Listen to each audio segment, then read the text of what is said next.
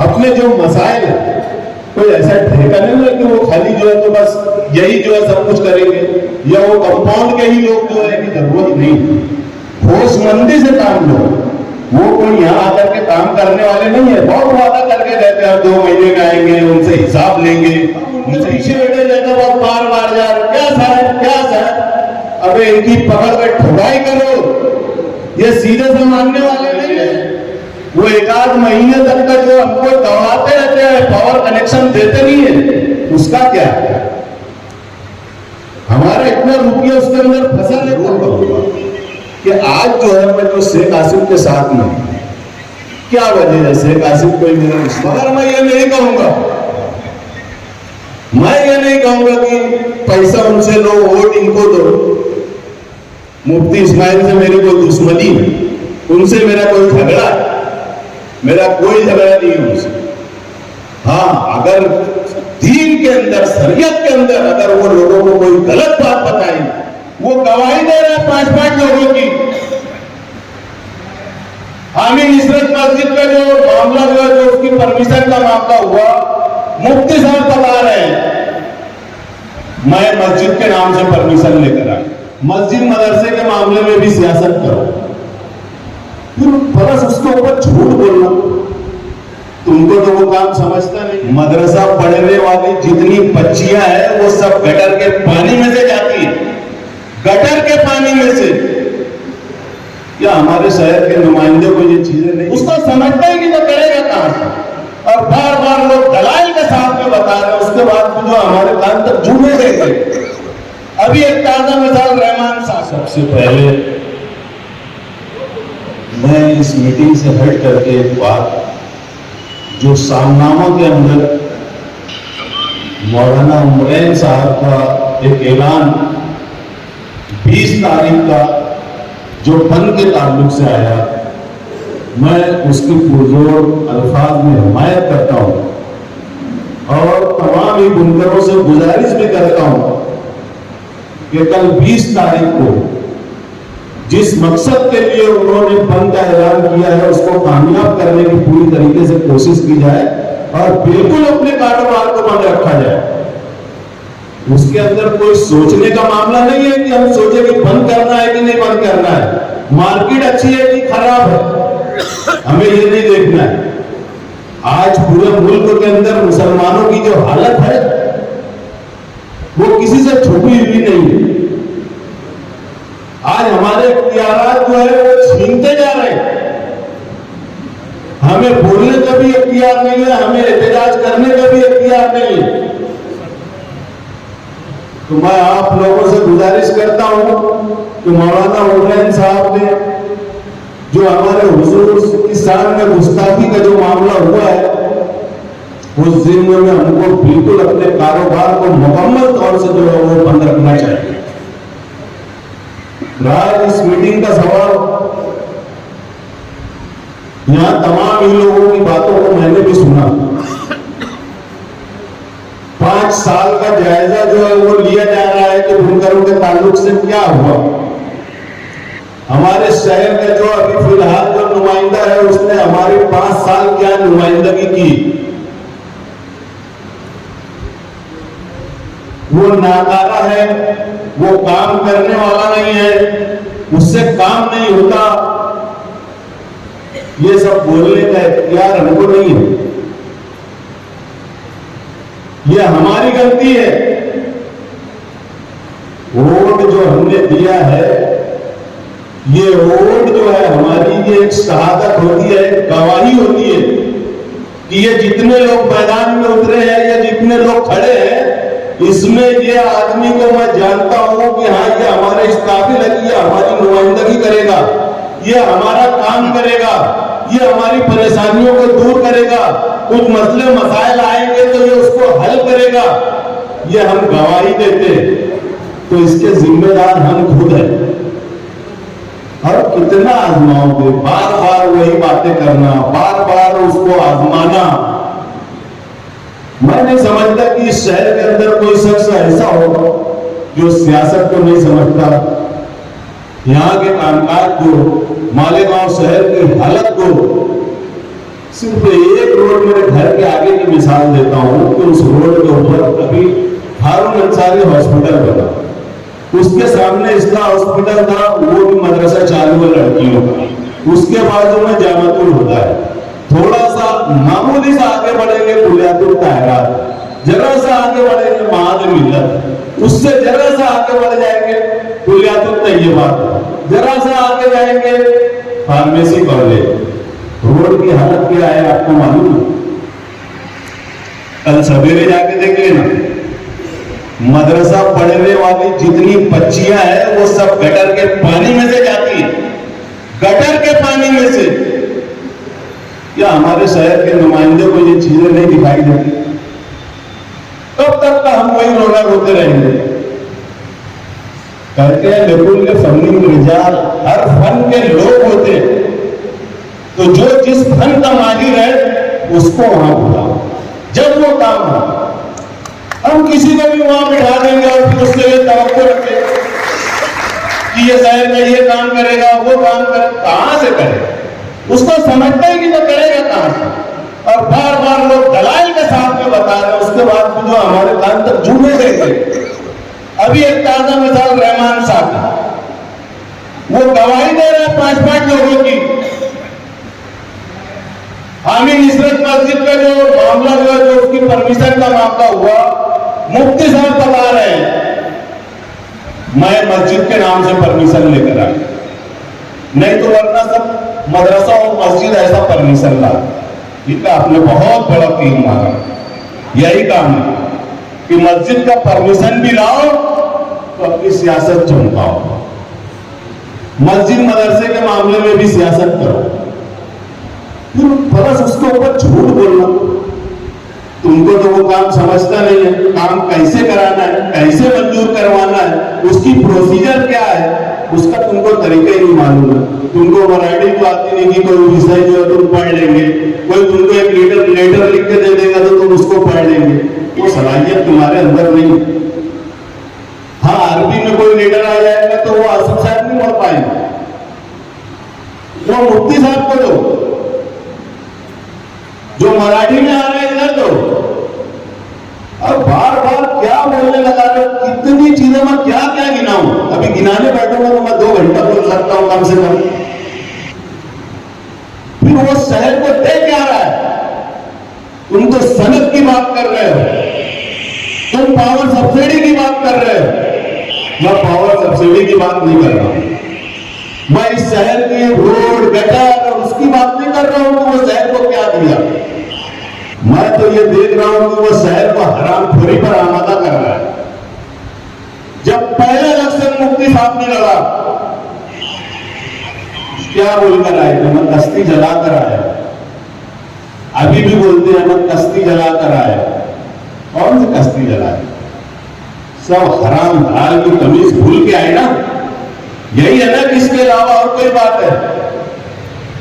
शेख रशीद के वक्त में जब मुफ्ती साहब आए सामने इलेक्शन लड़ने के लिए तो क्या था मामला?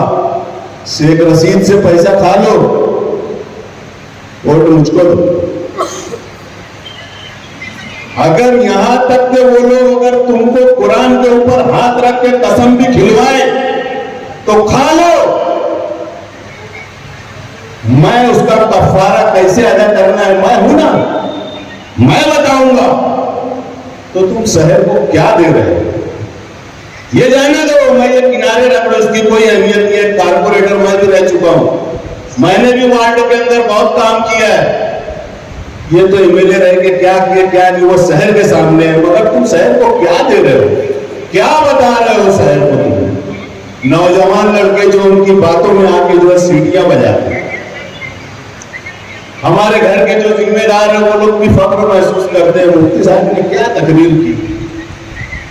आज अगर मैं पलट के बोलूं, मामला बिल्कुल करीब है कि एक मर्तबा जो है इनसे ले लो पैसा,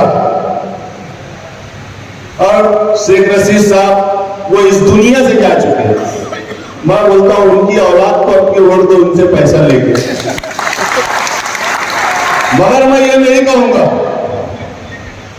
मैं ये नहीं कहूंगा कि पैसा उनसे लो वोट इनको दो, मगर इतना जरूर कहूंगा कि आज जो है मैं जो शेख आसिफ के साथ में, क्या वजह है? शेख आसिफ कोई मेरा रिश्तेदार है, मुफ्ती इस्माइल से मेरी कोई दुश्मनी है, उनसे मेरा कोई झगड़ा है?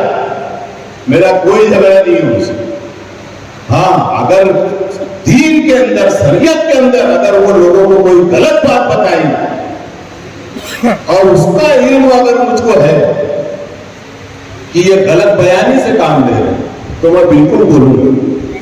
उनको खराब लगे, उनके मानने वालों को खराब लगे, उससे मुझे कोई लेना देना नहीं। आज किसी भी चीज को जो है वो हराम को हलाल बता दे, कफारा अदा कर दे। मैं बोलता हूं आज बुनकर जो है बेइंतहा परेशान है, कर्जदार हो चुका है, इनके भी मार्केट में पैसे बाकी हैं, व्यापारी चिल्ला रहे हैं। तो मैं मुफ्ती साहब से गुजारिश करता हूं कि इनका भी कोई कफारा जो है वो बता दो आप, ताकि ये बाजार से जो ये बेचारे कम से कम उस कर्ज के बोझ से जो निजात तो पा जाए। यही तालीम देना चाहते हैं ना। आज गैर मुस्लिम जो है वो क्या समझेंगे? यही इस्लाम है।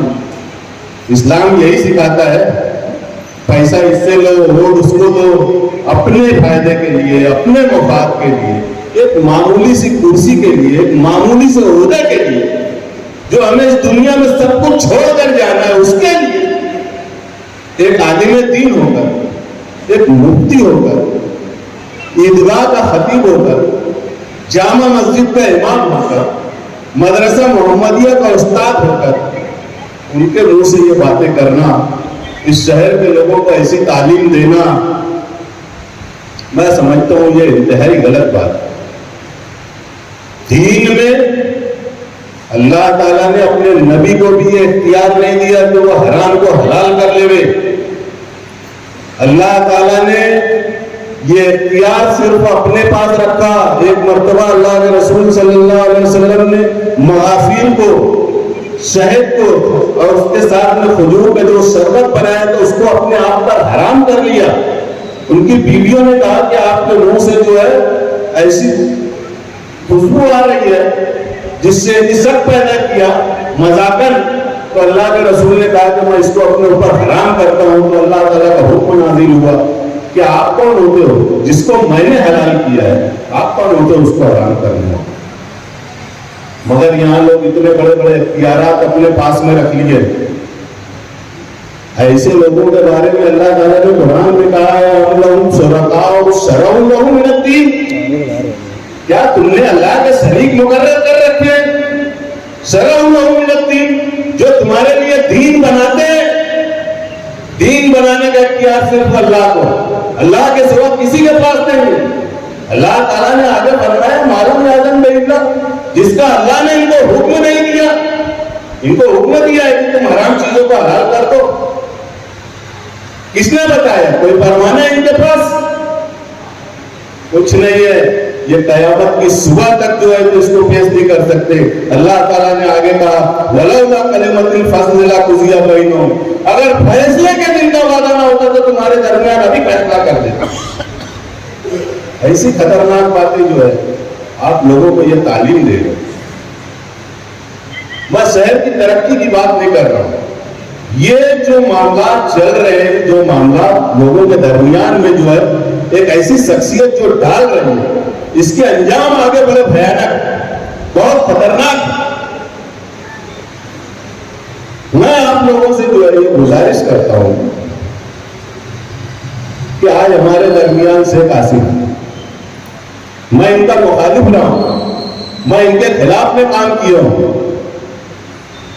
मगर काम कभी भी लेकर गया तो यहां से मुझको कभी मायूसी नहीं। हर वक्त इन्होंने मेरा काम करके दिया। और अभी जस्ट करेक्ट कई काम ऐसे हुए, जब काम पड़ता है तो मैं इन्हीं के पास जाता हूं, जिसके अंदर काम की सलाहियत ही नहीं है, काम करने का ढंग नहीं है। मुझको समझता है वहां जाऊंगा तो खाली निराशा हाथ लगने वाला। तो कब तक हम सिर्फ एक शक्ल देखकर, एक सूरत देखकर, एक पहनावा देखकर एक लिबादा ओढ़कर जो है एक आदमी हमारे दरमियान में जो है वो 5 साल से जो है हमारे कोई काम नहीं आ रहा, कोई काम ऐसा नहीं कर रहा है, तो हम कब तक ये सब चीजों को बर्दाश्त करते रहेंगे? मैं आप लोगों को एक बात भी बताना चाहता हूं कि जब भी ये सनद का मामला आया, कौन सी नुमाइंदगी हुई, जो तंजीमें बनी है, क्या काम किया है, जो आज ये बयान देते हैं कि उंगली कटा के शहीदों के नाम लिखा रहे हैं, अभी तो हम सर भी कटाएंगे। तुमने तो उंगली भी नहीं कटाई आज तक। कौन सा तीर मारा है एक तो बता दो, खाली अपना मुफाद और अपना फायदा देखा है तुमने। पावर कंपनी से जो तुम अपना फायदा उठाते हो, पब्लिक जमा करके जो उनके ऊपर धौंस जमाते हो। आज जो बिजली चोर लोग हैं, पावर कंपनी उनके यहां नहीं जाती। आज जो ईमानदारी से चला रहे हैं उनके यहां कनेक्शन काटने के लिए खड़े हो जाते। आज पावर बिल जो अभी बढ़ के आ रहा है, कई लोगों ने बताया कि पावर बिल जो है वो बढ़ के आ रहा है। अभी आगे हम सब्सिडी की बात कर रहे हैं, यहां पहले ही से जो बढ़ रहा है, 4 रुपये के ऊपर 4.25 रुपये तक का जो पावर बिल जो 4.5 रुपये करीब आ रहा है। पावर कंपनी ऐसी ऐसी शराइत जो है वो हमारे ऊपर डाल रही है। कारखाना बना लिया, बोले अब पहले उसके अंदर क्या चलाना है तुमको, रूम लेके आओ, उसके बाद हम तुमको जो है कनेक्शन देंगे, नहीं तो तुम दूसरी कोई चीज अगर उसके अंदर डाल दिए तो। मगर हमारे पास उसका कोई ऑप्शन है, हम रूम ला के डाल देते हैं। वो 1-8 महीने तक का जो हमको दौड़ाते रहते हैं, पावर कनेक्शन देते नहीं है, उसका क्या है? हमारा इतना रुपया उसके अंदर फंसा रहता है, हम उनके पीछे बैठे रहते बहुत बार जा रहे, क्या साहब, अबे इनकी पकड़ कर ठुकाई करो, ये सीधे से मानने वाले नहीं है। हमारा इतना रुपया छान करके हमको एड़ा बना रहे हैं, यहाँ पे आके कानून बता रहे, कायदा बता रहे हैं। ये इनका कायदा कानून इनके घर रखवाओ, उसके लिए जो है हमको इकाई की जरूरत है। मगर आज भूलकर जो है वो सोया हुआ, बहुत मंदी है, पीसी भी खराब है, कार्टन भी खराब है, प्रोजेक्टर भी खराब है, यही सब रोना जो है हम रोते ही रहते। जहां हालत खराब हुई जमा हो जाओ, एक मीटिंग ले लो। कौन बोल रहे तुमको कम में बेचने का? अपना माल है, हम खुद ले जाके बेच रहे हैं मार्केट में कम में। तुम बोलते बाजार खराब है। अरे बाजार खराब है तो काहे को बेच रहे कम में? मत बेचो, कोई जबरदस्ती तुमसे माल नहीं ले रहा है। अपने कारखाने को बंद कर दो, बंद करके बैठो, थोड़ा सा व्यापारी का भी देखो, उसका फोन आता है क्या, वो माल मांग रहा है क्या, उसको भी जरूरत है ना, खाली हमको जरूरत नहीं है। हम देखते बने, कारीगर का भी देखना पड़ेगा, कारीगर का भी सोचना पड़ता। सही है, कारखानेदार जो है अपनी औलाद से ज्यादा वो कारीगर का सोचता है कि इसका कैसे चलेगा। कभी वो घर की बात नहीं करता। कारखानेदार जो कर्जदार हो रहा है, कारखाने बिक रहे हैं, रूम बिक रहे हैं, प्लाट बिक रहे हैं, मगर कभी अपने घर की बात नहीं करता हो, मजदूर की बात बराबर कर। मजदूर का क्या होगा? उसके बाद भी मजदूर की जबान में शिकायत है। हमारा क्या बंद हो जाएगा तो हमारा कैसे चलेगा? फिर भी जो है कारखानेदार पीछे कई मरतबा बंद हुआ है। 21 दिन एक्साइज के टाइम में बंद हुआ, लॉकडाउन के टाइम में 2 महीना बंद हुआ, मगर हर एक कारखानेदार ने अपने अपने तौर से कारीगरों को बराबर दिया, उनको लेकर के चले, कहीं पर भी उनको छोड़ा नहीं गया, आगे भी इंशाअल्लाह उनको छोड़ा नहीं जाएगा। मगर कोशिश तो ये करो कि अपना माल कम में मत बेचो। एक मामूली सा केला बेचने वाला जिसकी गाड़ी में 5000 का भी केला नहीं होता, हम करोड़ों का कारखाना और साइजिंग बना के हम नुकसान से धंधा कर रहे हैं। केला बेचने वाला क्या वो नुकसान से बिकते भाई, दिन भर बारिश हो गई है, अब केला बिकेगा नहीं, जल्दी से जो उसको जो है बेचो निकल जाएगा, अभी तक तो उसका कच्चा धंधा है। तो गलती तो हमारी है ना कि हम ले जाके कम में बेच रहे हैं, फिर बोलते मार्केट खराब है, 2 साल से खराब है। ये रोना बंद करो, अपने आप के अंदर तब्दीली लाओ और ये देखो पावर लूम सनत के लिए जो है कौन हमारे लिए बेहतर, कौन हमारे कामों को कर सकता है।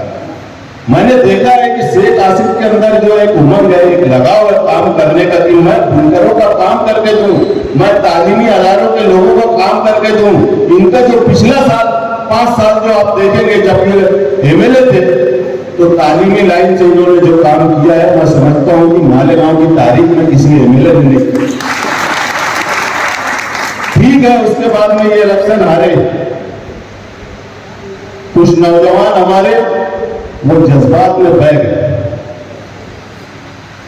वो आजूब माजूब जो है तो हैदराबाद के, वो यहाँ मालेगांव शहर आते, बड़ी बड़ी कस्में खाते, बड़ी बड़ी कस्में खा करके जो हमारे नौजवानों को बहका ले जाते। हमारे नौजवान जो उस बहकावे में आ जाए, आइंदा उनके बहकावे में आने की जरूरत नहीं, होशमंदी से काम लो। वो कोई यहाँ आकर के काम करने वाले नहीं है, बहुत वादा करके रहते हैं 2 महीने में आएंगे, उनसे हिसाब लेंगे, उनसे हिसाब पूछा जाएगा। हुआ क्या? कुछ नहीं हुआ और होने वाला भी नहीं, आगे भी नहीं होगा। मैं तो बोलता हूँ, आप दोबारा अगर ये आजूद माजूद है, इनको पकड़ो, पहले पिछला जो वादा किया था उसको पूरा करो, उसके बाद मेरी बात करना। काम जो करने वाला है, आज मेरी नजर में आसिफ से, इनके हाथों को मजबूत करो। अपने जो मसाइल है, कोई ऐसा ठेका नहीं है कि वो खाली जो है तो बस यही जो है सब कुछ करेंगे, या वो कंपाउंड के ही लोग जो है वही मीटिंग लेंगे, वही सब आगेवानी करेंगे। ऐसा नहीं है। अगर तुम काम चाहते हो, काम करवाना चाहते हो, अपने मसाइल को हल करवाना चाहते हो, तो मेरी आप लोगों से गुजारिश है, भले से आप कहीं भी रहो, आप कहीं भी जाओ, हो सकता है किसी का बहुत करीबी मामला हो, उनसे दीगर लोगों से भी हो, मेरा कोई बोलना नहीं।